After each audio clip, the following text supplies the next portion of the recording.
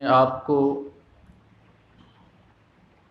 عید اضحیٰ کے چاند کی مبارکباد دینا چاہوں گا۔ آج عید اضحیٰ کی تیسری تاریخ ہے، اور اس حوالے سے میں کچھ باتیں ابتداءً فلسفہ قربانی کی روشنی میں آپ کے سامنے عرض کرنا چاہوں گا۔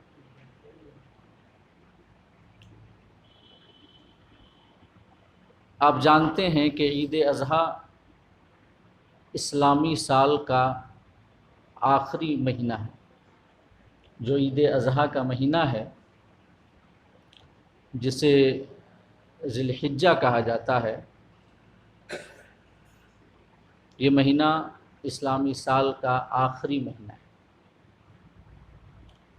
اور پھر اس کے بعد اسلامی سال کا آغاز ہوتا ہے ماہ محرم الحرام سے۔ اگر آپ نے کبھی غور کیا ہو تو یہ آپ کو سمجھ میں آئے گا کہ اسلامی سال کا آغاز ماہ محرم سے ہوتا ہے، اور محرم کا مہینہ جب بھی ہمارے پاس آتا ہے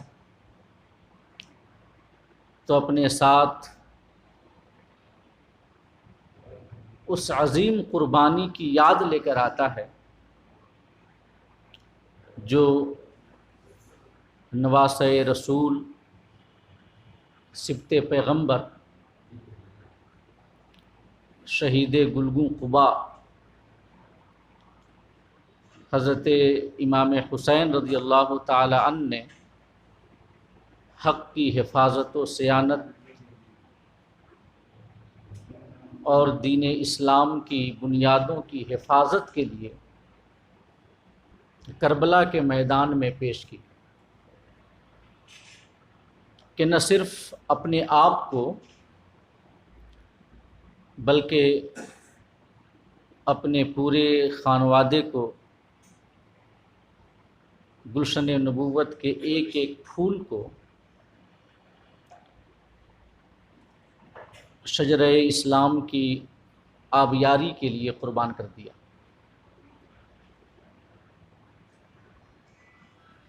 اس عظیم قربانی کی یاد ہمیں اسلامی سال کا پہلا مہینہ دلاتا ہے، محرم الحرام کا مہینہ، اور اسلامی سال کا جو آخری مہینہ ہے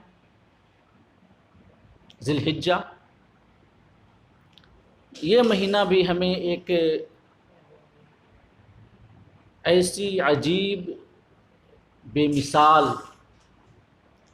اور ساتھ ہی عظیم قربانی کی یاد دلاتا ہے، جس کی مثال پوری انسانی تاریخ میں نہیں ملتی۔ پوری انسانیت کی تاریخ آپ اٹھا لیں، ایک بھی ایسا واقعہ نہیں ملے گا جو کہ قربانی کے حوالے سے اللہ کے اس پیغمبر کی قربانی کے عشر عشیر بھی ہو جو اس مہینے میں حضرت سیدنا ابراہیم علی نبینا علیہ الصلوۃ والتسلیم نے دی۔ ذرا غور تو کریں کہ ایک ضعیف العمر شخص جو پیرانہ سالی کی عمر کو پہنچ چکا ہے، جس کے قوا کمزور ہو چکے ہیں، جس کے بدن کی طاقت کمزور ہو چکی ہے، عمر طبعی کی اس منزل تک پہنچ چکا ہے کہ جس کے بعد اولاد کا حاصل ہونا ایک خواب ہی کہا جا سکتا ہے۔ ویسی عمر میں پیرانہ سالی کی اس عمر میں اللہ پاک اس شخص کو ایک چاند جیسا بیٹا عطا کرتا ہے۔ بیٹے تو سب کو پیارے ہوتے ہیں، چاہے خوبصورت ہوں نہ ہوں، لیکن ایک ایسا بیٹا جس کی خوبصورتی کو دیکھ کر چاند بھی شرما جائے، ایک ایسا بیٹا جس کی منموہنی صورت دلوں کو لبھائے، اللہ پاک پیرانہ سالی میں اس عظیم شخص کو عطا کرتا ہے۔ ابھی بچے کی کلکاری سنتے ہوئے کچھ مہینے ہی گزرے تھے کہ حکم ہوتا ہے کہ بچے کو اور اس کی ماں کو لے جا کر کے کسی ایسی جگہ پہ رکھ دو جو بے آب و گیا ہو، جہاں پہ کوئی کھانے پینے کا انتظام نہ ہو، جہاں پہ کوئی انسان نہ بستا ہو، وہاں پہ چھوڑ کے چلے آؤ۔ وہ شخص اس حکم پہ سر تسلیم خم کرتا ہے اور بغیر چون و چرا کیے اپنی بیوی اور کچھ ماہ کے اس بچے کو لیتا ہے جو کہ باپ کی چاہتوں کا مرکز ہے، باپ کی دعاؤں کا صلہ ہے، اور اسے سواری پہ بٹھاتا ہے اور لے جا کر کے اللہ کے گھر کے قریب ایک ایسی جگہ پہ جہاں پہ بظاہر نہ تو پینے کا انتظام، نہ کھانے کا انتظام، کوئی انسانی آبادی نہیں، وہاں چھوڑ کے چلا آتا ہے۔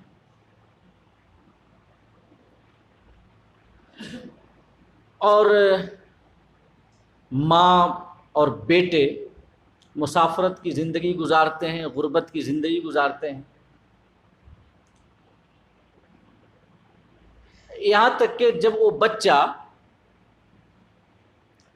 16-17 سال کی عمر کو پہنچتا ہے اور باپ کے ساتھ کام کرنے کے قابل ہو جاتا ہے کہ باپ کا ہاتھ بٹائے، باپ کے بڑھاپے کی لاٹھی بنے، اس قابل جب ہو جاتا ہے تو ایک اور حکم یہ نازل ہوتا ہے کہ بیٹے کو ہماری راہ میں ذبح کر دو۔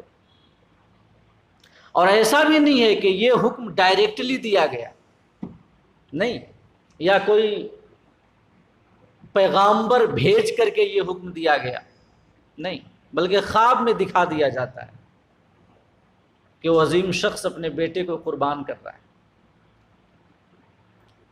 ایک خواب کو وہ شخص دیکھتا ہے اور پھر اپنے بیٹے کو قربان کرنے کے لیے کمر کس لیتا ہے۔ اگر وحی کی صورت میں، پیغام کی صورت میں حکم نازل ہوتا تو چلیں ایک بات سمجھ میں آتی ہے، ڈائریکٹلی حکم ہے، لیکن ایسا بھی نہیں ہے، خواب ہے، تعویل بھی کی جا سکتی تھی، من کو بہلایا بھی جا سکتا تھا، دماغ کو منایا بھی جا سکتا تھا کہ ارے اگر قربان ہی کرنے کا حکم ہوتا تو ڈائریکٹ حکم دیا جاتا، یہ خواب دکھا دیا گیا، خواب ہی تو ہے، لیکن نہیں، اسے پتا ہے کہ ہم جیسوں کا خواب خواب نہیں، اللہ کی وحی ہوتا ہے، بس وہ کمر کس لیتا ہے کہ ہمیں قربان کرنا ہے، اپنے بیٹے کو لیتا ہے، چھری رسی چھپا لیتا ہے اور لے جا کر مینا کی وادی میں اپنے بیٹے سے مخاطب ہوتا ہے، کہتا ہے کہ میرے بیٹے، میں نے خواب میں دیکھا ہے کہ میں تمہیں ذبح کر رہا ہوں، فانظر ماذا ترى، قرآن ارشاد فرماتا ہے حکایت کرتے ہوئے کہ بتا تیری کیا رائے ہے۔ بیٹا کہتا ہے یا ابت افعل ما تؤمر ستجدنی انشاء اللہ من الصابرین۔ بیٹا کہتا ہے کہ ابا حضور، آپ کو جو حکم دیا گیا ہے آپ اس پر عمل کیجئے، آپ مجھے صبر کرنے والوں میں سے پائیں گے۔ باپ اپنے بیٹے کو پیشانی کے بل لٹا دیتا ہے،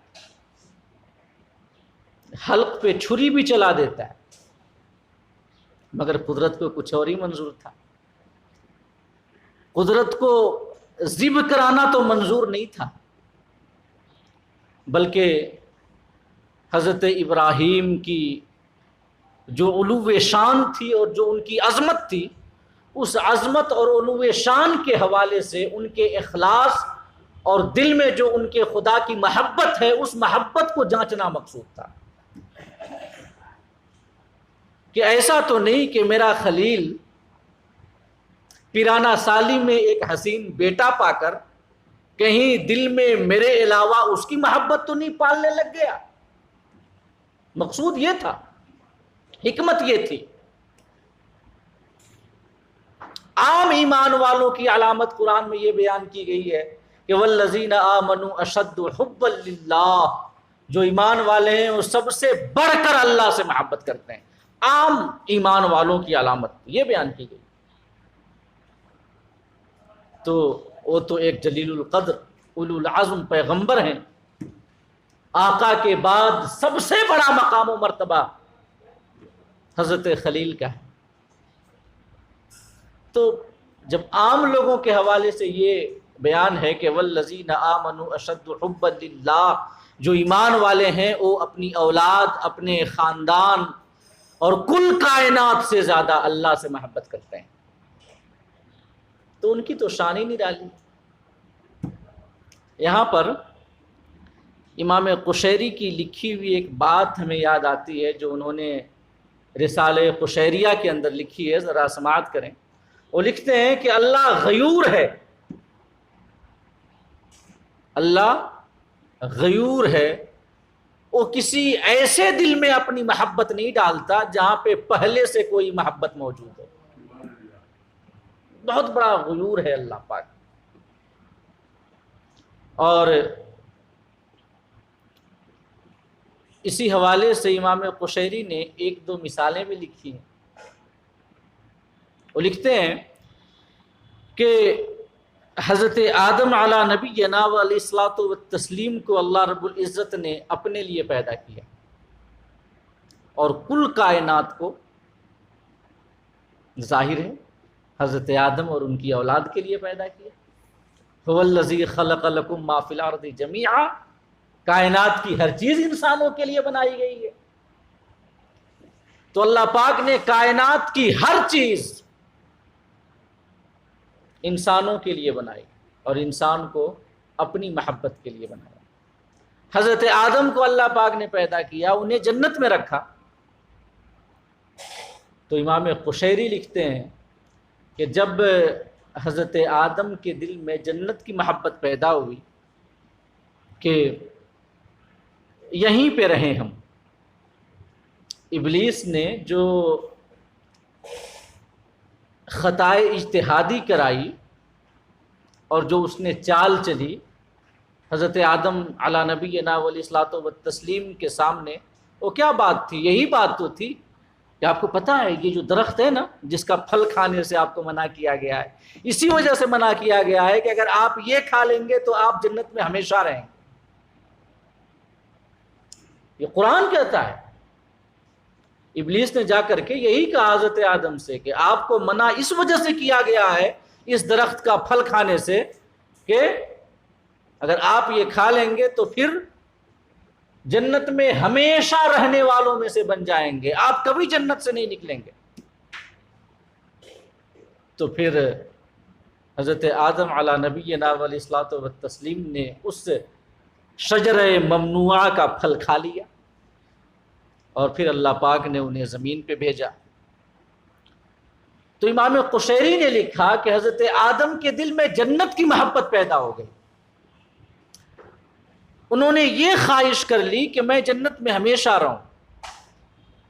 اللہ رب العزت نے ان کے دل کو جنت کی محبت سے پاک کرنے کے لیے انہیں جنت سے باہر بھیج دیا، زمین پہ تشریف لائے، 300 سال تک روتے رہے، 300 سال تک روتے رہے، یہاں تک کہ جب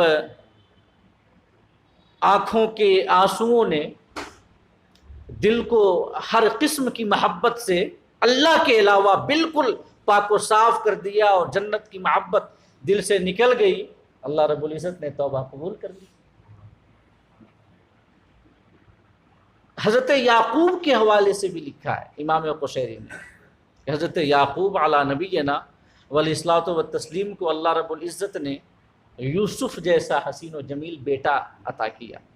حضرت یوسف جن کے حوالے سے آتا ہے کہ دنیا کا آدھا حسن انہیں عطا کیا گیا، باقی کا آدھا کل کائنات میں تقسیم کیا گیا. آدھا حسن حضرت یوسف کو دیا گیا تھا، بڑے حسین و جمیل. زنان مصر نے نیبو کے بجائے اپنی انگلیاں کاٹ ڈالی، انہیں خبر تک نہ ہوئی. حسن یوسف کا ایسا جادو چلا، ایسا سحر طاری ہوا زنان مصر پہ کہ ہاتھوں میں ان کے یہ تھا کہ نیبو کاٹنا، لیکن یہ نیبو کے بجائے انگلیاں کاٹ ڈالیں، خبر نہیں ہوئی. اور ہمارے آقا کے حسن کا عالم کیا ہے؟ شاعر کہتا ہے حسن یوسف پہ کٹی مصر میں انگشت زنا، سر کٹاتے ہیں تیرے نام پہ مردان عرب. وہاں پہ انگلیاں کٹی. یہ حسن یوسف کو دیکھ کر، حسن کو دیکھا عورتوں نے، ان کے چہرے کو دیکھا. عورتیں تھیں ناقص العقل ہوتی ہیں، اپنی انگلیاں کاٹ ڈالی. اور ہمارے آقا کی شان سر کٹاتے ہیں تیرے نام پہ مردان عرب. آپ کا حسن تو بڑی عظمت والا ہے، آپ کے نام میں وہ حسن ہے کہ آپ کے نام پر عرب کے مرد حضرات اپنے سر کٹا دیتے ہیں، اپنی گردنیں کٹا دیتے ہیں. حسن یوسف پہ کٹی مصر میں انگشت زنا، سر کٹاتے ہیں تیرے نام پہ مردان عرب. تو حضرت یوسف علی نبینا والاصلاۃ والتسلیم جیسا حسین و جمیل بیٹا کتنے خوبصورت تھے. امام قشیری ہی نے لکھا ہے کہ ایک بار حضرت سری سقطی نے حضرت یوسف کو خواب میں دیکھا.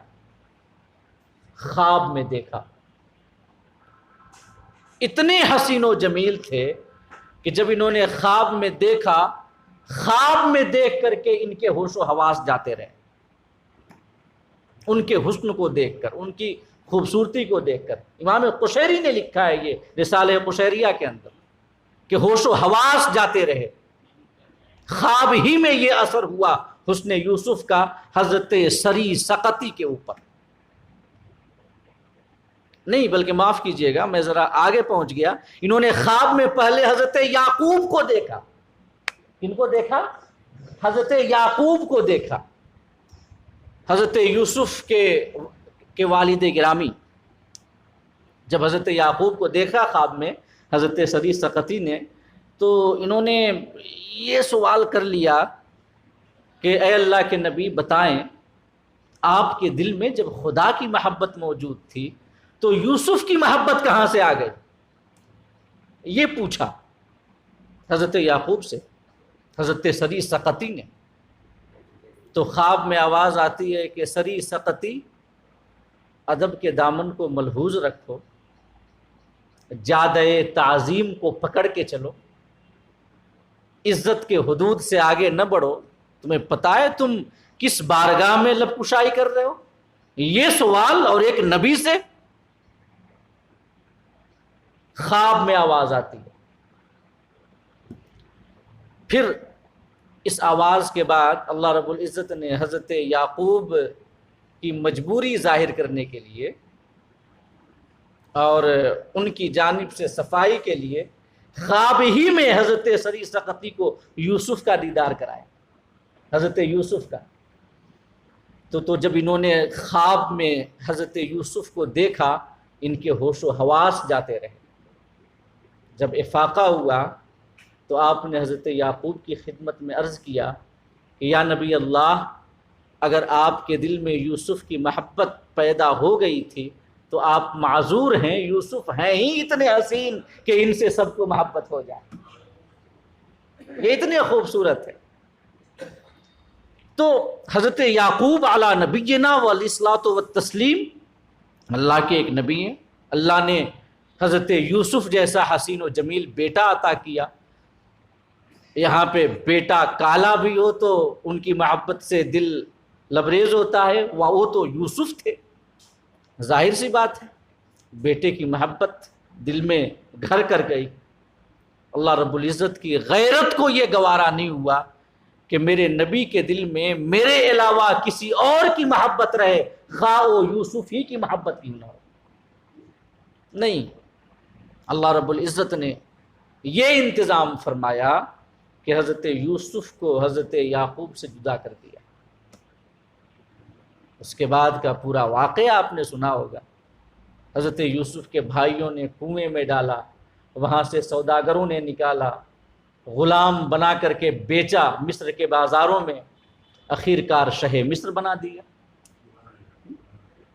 عزت و عظمت کا تاج بغیر بکے حاصل نہیں ہوتا۔ بیدم نے کہا تھا ساری دنیا کی نگاہوں سے گرا ہے بیدم، تب کہیں جا کر تیرے دل میں جگہ پائی ہے۔ حضرت یوسف کو مصر کے بازاروں میں بیچا گیا، مگر ایک نبی کی شان کتنی بلند ہوتی ہے کہ حضرت یوسف جب مصر پہنچے، غلام کی حیثیت سے پہنچے۔ شہ مصر بعد میں اللہ پاک نے انہیں بنایا، لیکن غلام کی حیثیت سے پہنچے۔ کوئی حضرت یوسف پر غلامی کا طعنہ نہ کر دے اور حضرت یوسف کی شان میں کمی نہ کر دے کہ یہ تو غلام بن کر مصر میں داخل ہوئے تھے، انہیں تو مصر کے بازاروں میں بیچا گیا، کوئی یہ طعنہ نہ مارے۔ اللہ رب العزت نے یہ انتظام فرمایا کہ مسلسل 7 سال تک آپ کے بادشاہ بننے کے بعد مسلسل 7 سال تک اللہ پاک نے مصر میں قحط کو نازل کیا، سوکھا پڑا مصر میں، اور ان 7 سالوں سے پچھلے 6 سالوں میں لوگوں کے پاس جو بھی اثاثہ تھا، زر، زمین، زیور، جانور، جو بھی ان کے پاس مال تھے، منال تھے، سب کچھ بیچ کر کے لوگوں نے حضرت یوسف سے غلہ خریدا۔ 7واں سال آیا، لوگوں کے پاس کچھ نہیں تھا کہ جس کے بدلے میں وہ حضرت یوسف سے غلہ خرید سکیں، کچھ نہیں تھا ان کے پاس۔ مصر کے تمام لوگوں نے غلہ کے بدلے میں حضرت یوسف کے ہاتھوں اپنے آپ کو بیچ دیا، اور پورا مصر حضرت یوسف کا غلام ہو گیا، پورا مصر۔ یہ انتظام کیوں ہوا؟ اسی وجہ سے کہ کوئی حضرت یوسف کو طعنہ نہ دے دے، ان کی شان میں تنقیس کا راستہ نہ نکالے یہ کہہ کر کہ وہ تو مصر کے بازاروں میں بیچے گئے، وہ تو غلام تھے۔ اللہ نے ایسا انتظام فرمایا کہ پورا مصر آپ کا غلام ہو گیا۔ 7 سال جب مکمل ہوئے، پھر بارش ہوئی، خوب اناج پیدا ہوا۔ حضرت یوسف نے تمام مصر والوں کو بیک زبان آزاد کر دیا کہ جاؤ تم سب ہماری غلامی سے آزاد۔ تو اس سے سمجھ میں آتا ہے کہ ایک نبی کی عظمت و شان اتنی بلند ہوتی ہے کہ ایک نبی کی شان کی حفاظت کے لیے لاکھوں انسانوں کو مصیبت میں ڈالا جا سکتا ہے۔ 7 سال تک انسانوں کو مصیبت میں ڈالا گیا نا، قحط پڑا، سوکھا پڑا 7 سالوں تک۔ تو ایک نبی کی شان اتنی عظیم ہوتی ہے کہ اس کی شان کی حفاظت کے لیے اس کی عظمت پہ کوئی حرف نہ آئے، کوئی انگلی نہ رکھ سکے، کوئی گھٹا نہ سکے۔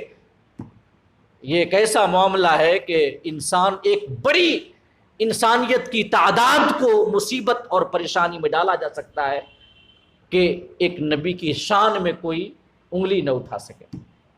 تو حضرت یوسف کی محبت حضرت یعقوب کے دل میں پیدا ہوئی۔ اللہ رب العزت نے حضرت یعقوب کے دل کو یوسف کی محبت سے پاک کر کے محض اپنی محبت کے ساتھ خالص کرنے کے لیے یہ کیا کہ حضرت یوسف کو جدا کر دیا حضرت یعقوب سے۔ اور پھر اللہ رب العزت نے یہ انتظام فرمایا کہ ان کا دل یوسف کی محبت سے خالی ہو کر کے فقط اللہ کی محبت کے لیے خالص ہو جائے۔ تو یہ خاص لوگوں کے ساتھ اللہ کا معاملہ ہوتا ہے کہ جو اللہ کے خاص بندے ہیں، جب ان کے دل میں کسی اور کی محبت آتی ہے تو اللہ پاک ان کے دل کو پاک کرنے کے لیے اور ان کے دل کو غیر کی محبت سے خالص کرنے کے لیے اللہ رب العزت اس غیر کو اس خاص بندے سے جدا کر دیتا ہے۔ حضرت ابراہیم ظاہر سی بات ہے پیرانہ سالی میں اسماعیل جیسا بیٹا عطا ہوا. ہر شخص کا بیٹا پیارا ہوتا ہے، بیٹا بڑھاپے کا سہارا ہوتا ہے، بڑھاپے کی لاٹھی ہوتا ہے. ضرورت تھی حضرت اسماعیل کی مدد کی، ان کے سہارے کی. حضرت ابراہیم کو محبت پیدا ہوئی، اللہ رب العزت نے اپنے خلیل کو یہ حکم دے دیا کہ اپنے بیٹے کو قربان کر دو، تاکہ یہ پتہ چل جائے کہ ابراہیم کا دل خالص ہے خدا کی محبت کے لیے، کسی اور کی محبت وہاں پر نہیں ہے. حضرت ابراہیم نے اپنے بیٹے کو لیا، مینا پہنچے، اپنے بیٹے کو پیشانی کے بل لٹا دیا، چھری چلا دی.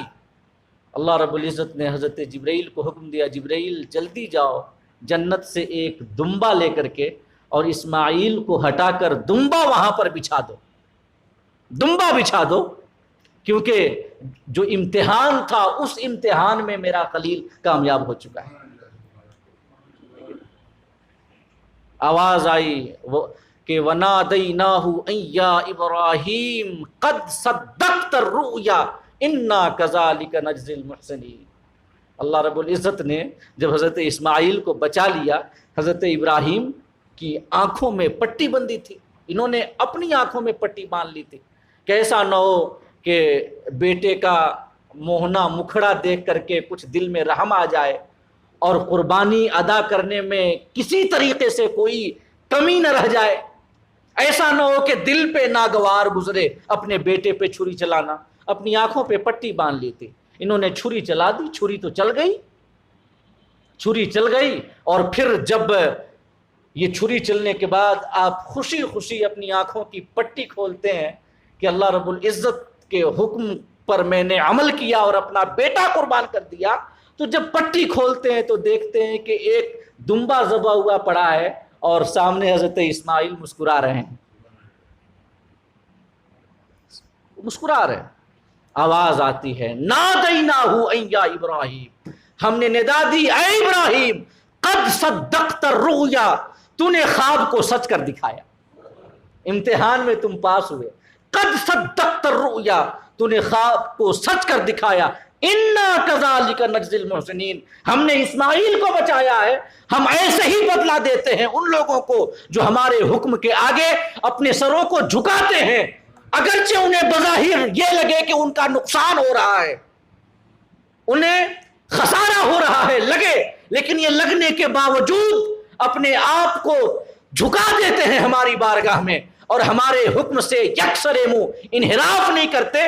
انا کذالک نجزی المحسنین، ہم ایسے ہی احسان کرنے والوں کو اور اپنی بارگاہ میں اپنے خسارے اپنے نقصان کی پرواہ کیے بنا سر جھکانے والوں کو اور ہمارے ہر حکم پر عمل کرنے والوں کو ایسے ہی بدلا دیتے ہیں کہ انہیں خسارہ نہیں ہوتا، ابدی کامیابی حاصل ہوتی ہے اور ہمیشگی کی سعادت حاصل ہوتی ہے. انا کذالک نجزی المحسنین، ایسے ہی ہم بدلا دیتے ہیں. اسماعیل کو بچایا نا، ایسے ہی ہم بدلا دیتے ہیں ان لوگوں کو جو احسان کرتے ہیں. اور احسان یعنی جو نیکوکار ہوتے ہیں، اللہ کی بارگاہ میں اپنے سر تسلیم کو خم کرتے ہیں. تو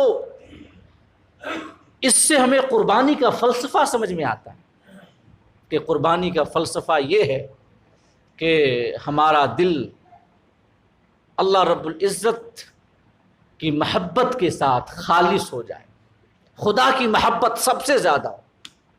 وہ تو خواص کے لیے ہوتا ہے نا کہ غیروں کی محبت آ جائے تو غیروں کو الگ کر دیا جاتا ہے تاکہ دل خالص ہو جائے.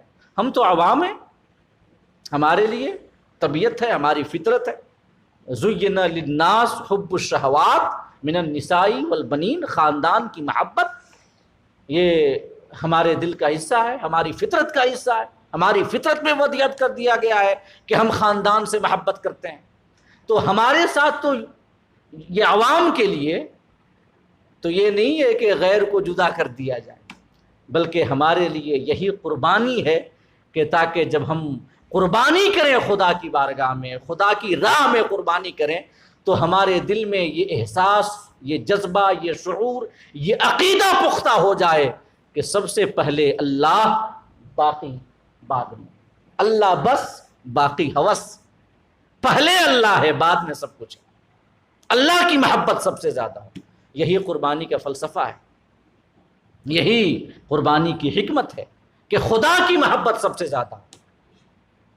اگر ہر سال قربانی پہ قربانی کرتے رہیں اور ساتھ ہی ساتھ مال کی محبت اللہ کی محبت سے بڑھ کے ہو، خاندان کی محبت دین کی محبت سے بڑھ کے ہو، رشتہ داروں کی محبت نبی اور نبی کے قرابت داروں کی محبت سے بڑھ کے ہو، تو پھر سمجھ لیں کہ ہم محض قربانیاں کر رہے ہیں، عمدہ گوشت ہمیں مل جا رہا ہے، بس باقی کچھ نہیں.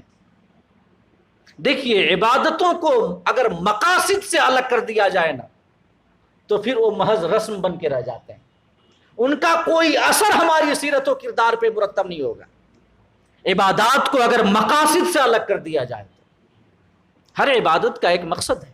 نماز مقصد ہے، ان الصلاۃ تنہی عن الفحشاء والمنکر، نماز بے حیائی اور بری باتوں سے روکتی ہے. اگر یہ مقصد ختم ہو جائے اٹھک بیٹھک ہے. روزہ مقصد ہے تقویٰ کا حصول، اگر وہی نہ ہو تو بھوکا پیاسا رہنا ہے. تراویح کی نماز پڑھنا مقصد ہے کہ ہماری پیشانیوں میں سجدے کی طرف پیدا ہو جائے، وہی نہ پیدا ہو تو تھکاوٹ ہے اور رت جگہ ہے، باقی کچھ نہیں. زکوٰۃ مال کی محبت نکل جائے، نہ نکلے تو مال کو ہم بس دے رہے ہیں. عبادات کے کو مقاصد سے جوڑ کر دیکھنا ضروری ہے. جو ولایت کا درجہ حاصل ہوتا ہے نا، یہ نیکیاں کرنے کے بعد آتا ہے نا کہ نیکیاں کرتے کرتے کرتے کرتے بندہ اللہ رب العزت کی بارگاہ میں ایک خاص قرب حاصل کر لیتا ہے، جسے ولایت کہتے ہیں. ولایت یہی تو ہے کہ بندہ اللہ رب العزت کا ایک خاص قرب حاصل کر لے، اللہ کی بارگاہ میں ایک خاص مقام حاصل کر لے. تو یہ جو اللہ کی بارگاہ کا قرب حاصل ہوتا ہے، یہ جو ایک خاص مقام حاصل ہوتا ہے، کب حاصل ہوتا ہے؟ جب عبادات مقاصد سے مربوط ہوں، جب عبادات مقاصد سے جڑے ہوئے ہوں. اگر عبادات مقاصد سے الگ ہو جائیں تو محض، اقبال نے کہا تھا، رہ گئی رسم اذاں روح بلالی نہ رہی، فلسفہ رہ گیا تلقین غزالی نہ رہی. اذان کی ایک رسم ہے کہ بس 5 وقت ادا کر دی جائے، یہ وہاں سے یہ اذان پکار دی جا رہی ہے، ایک رسم ہے. رہ گئی رسم اذاں روح بلالی نہ رہی. حضرت بلال کی وہ روح کب آئے گی؟ کب آئے گی؟ جب ہم عبادات کو مقاصد سے جوڑیں گے، عبادات کو مقاصد سے جوڑیں گے، اور عبادات سے جو مقاصد ہیں ان مقاصد کو حاصل کرنے کی کوشش کریں گے. قربانی اس کا مقصد یہ ہے کہ دل میں سب سے بڑھ کر اللہ کی محبت ہو، باقی تمام محبتیں الگ ہوں. یہ اصل مقصد ہے. اگر یہ مقصد حاصل ہوتا ہے تب تو ہم نے اپنا مقصود حاصل کر لیا، اپنی منزل تک پہنچ گئے، مطلوب ہمارے سامنے ہے. اور اگر یہی مقصد اگر پیچھے رہ جاتا ہے تو ایک عمدہ قسم کا گوشت ہمیں مل رہا ہے، کھا لیں، صحت بنا لیں. سمجھ رہے ہیں؟ عبادات کو مقاصد سے جوڑ کر کے دیکھیں اور مقاصد کی حصول یابی کی کوشش کریں. تو یہ فلسفہ قربانی ہے.